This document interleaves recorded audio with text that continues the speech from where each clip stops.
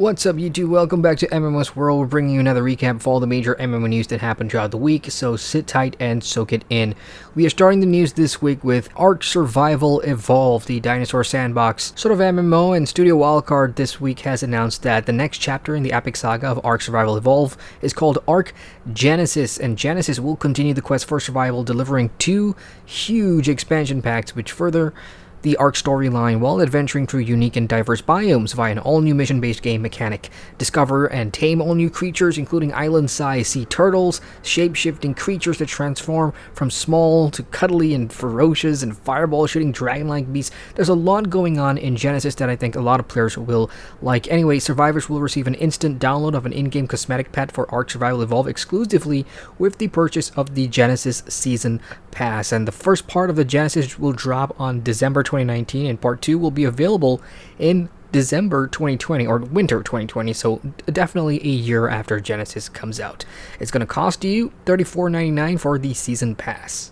Up next, NetEase Games and CCP Games are proud to announce that a closed alpha will take place this month for Eve Echoes, a new flagship mobile sci-fi MMO set in a parallel universe of New Eden, which of course is the base setting world for EVE Online, the original MMORPG on the PC. The Eve Echoes closed alpha will go live on Monday, 26th of August, and will run for 4 weeks, ending on Friday, 20th of September. To take part in the closed alpha, you can register at eveechoes.com. As for Eve Echoes itself, we have been told that this game represents the next revolutionary step in mobile MMO gaming, bringing the mind-boggling scale and sophistication of the legendary PC version of EVE to the palm of your hand. The EVE Echoes closed alpha will be available for selected Australian, New Zealand, and Nordic iOS users first, with iPhone 6s or above, and Android users with a Samsung Note 8, 9, S8, S9, and above.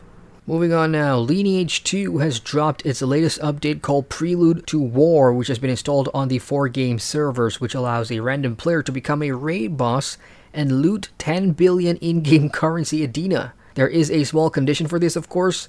The lucky one will have to survive until midnight while the whole server is hunting for them, and this of course is a limited time event. So with the new update, there are 2 types of damned weapons, the 2-handed sword Zariak and the dual Ankama swords. So from Monday to Thursday between 6 to 11 CEST, they can randomly drop from any mob or even a player. The one who picks up the swords automatically acquires an impressive demonic appearance, and at the same time the parameters of the raid boss. So this is a fun event that everyone can take part on in Lineage 2.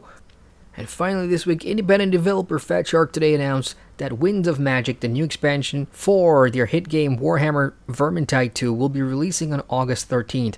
Players who pre-ordered the Winds of Magic expansion now will get instant access to the beta up to the update's release come August 13th.